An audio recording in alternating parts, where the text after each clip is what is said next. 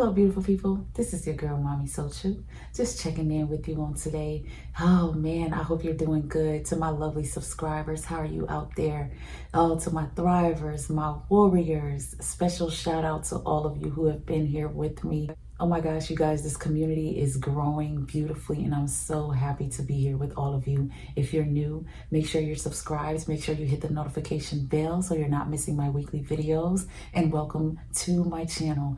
I'm a thriver of narcissistic abuse and I am just here to help educate, to expose narcissism, and to share my story and to also, show you guys my journey as I heal. So thank you for being here on today. I just want to stop in and give you a quick reminder. Oh my gosh, I just want to give you a quick reminder, survivor, thriver, even those still being victimized by these monsters out here. Man, listen, you have already won. You've won and you don't even know it. Because the thing about it is, you are not them. No matter what they've done to you, no matter the reactive abuse they've caused, which is, when you react because of what they're doing to you. No matter what has happened, no matter how imperfect you are, you're a human. They've tried to make you feel inhuman like they feel. But in spite of all of the turmoil, all of the torment, and all of the hell you've endured living with them, they could not break you enough for you to treat people the way a narcissist treats people. You are still incapable of being that emotionally manipulative. You are so uninterested in making someone hurt that badly. There is no way you would ever encounter anyone in a relationship and purposely make plans for the future and then purposely plan to exit before any of that ever happens and then continue to stay around and sabotage things just to boost a little bit of your ego. You would never be that villain. That's monstrous and crazy making. To do things in a way where people don't notice that it's abuse. So deceptive. Boldly lying about any and everything. To fool everybody around them and to keep control and power over any and everything. You could never be like that. I don't care how flawed you are. Some of you have narcissistic tendencies and you've probably done some stuff. And because of what a narcissist has done to you, you've probably really done some stuff. But when you really look in the mirror, when you really look inside of that heart, if you compare that heart to the heart of that narcissist, it's still nothing the same. There's nothing the same. Your heart is still beating bright red. It just might have some cracks in it because it's been beaten. You've been beaten for trying to love a parent, for trying to love a family member, for trying to love those who are supposed to love you. They've taken from you, they've stolen from you, they've exploited you, they've made you pay to be in their life. Whether it be financially, whether it be through your tears, whether it be your validation, whether it be your attention, whether it be just watching you submit to their control and their power. You took all of it.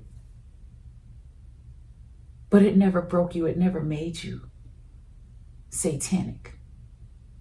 It never made you say, all right, devil, I want to go out here and destroy people. because I've been hurt. I want to hurt everybody because of everybody that's hurt me.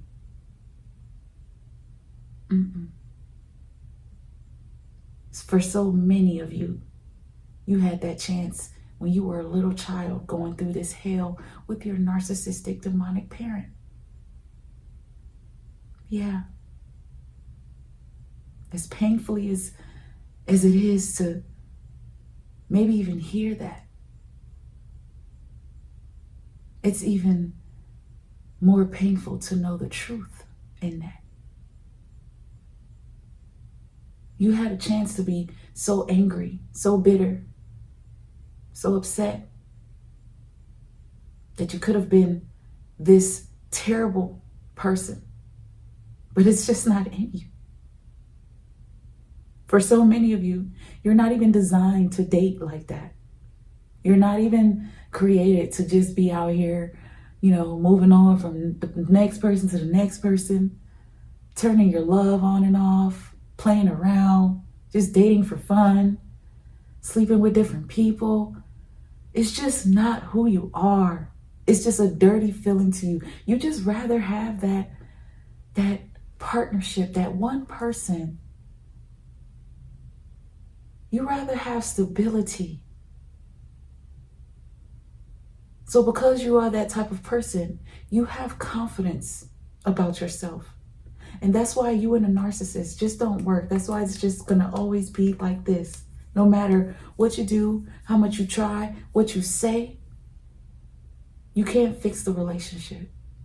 You can't love them enough. You can't pray for them enough. It's just dead and over with. But that's why you've already won. When you come to the acceptance that it's dead and over with. There's nothing I could have ever done. There's nothing any reasonable, prudent person could have ever done for this to work. A narcissist is not going to move on after you and have a beautiful life with somebody else.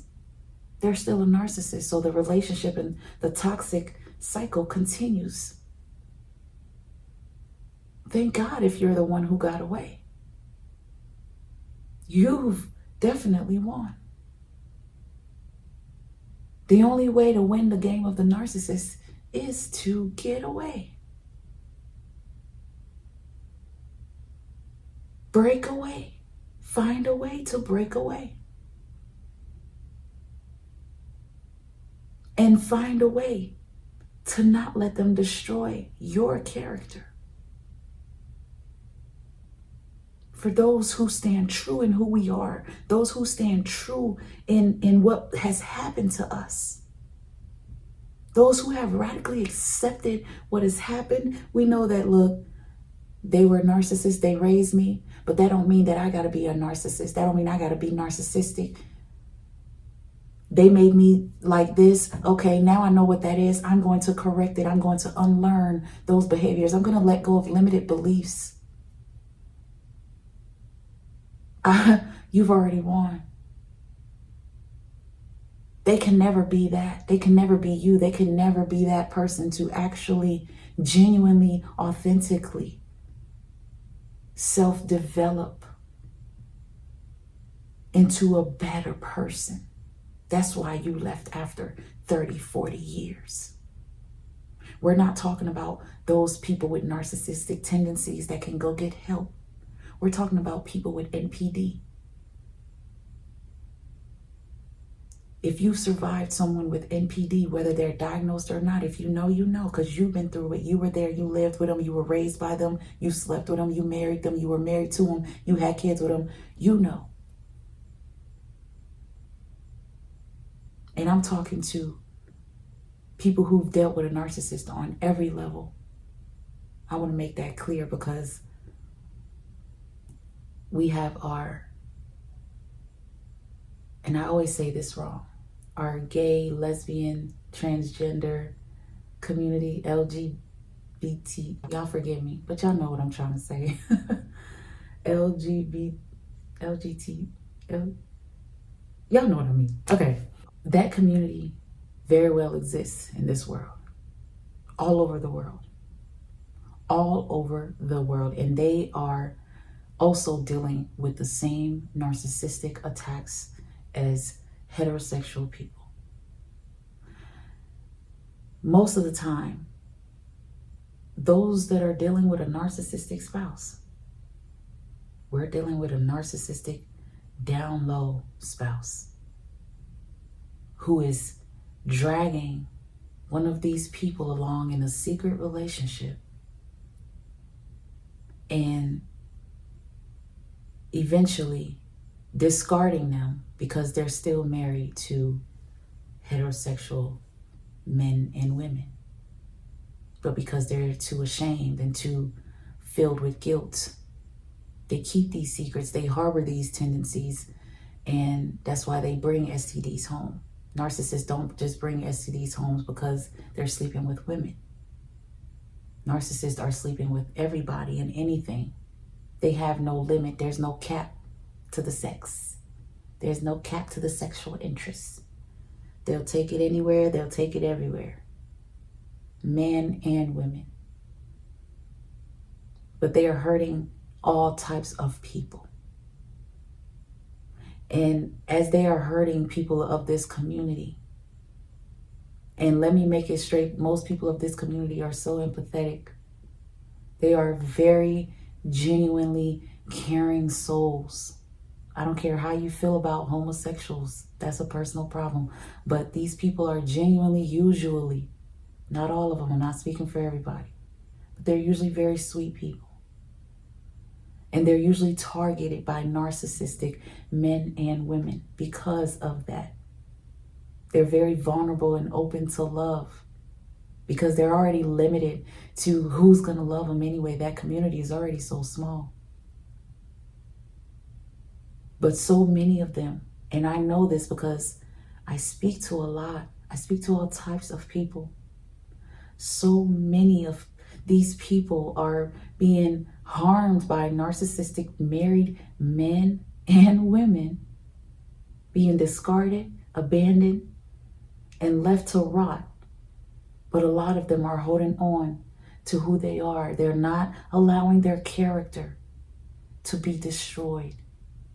A lot of them are hanging on and figuring out life on what has happened. They're learning to be more firm on every spectrum for all of us, no matter who you are, no matter your sexual orientation. One thing narcissistic abuse will teach you is self-love, the importance.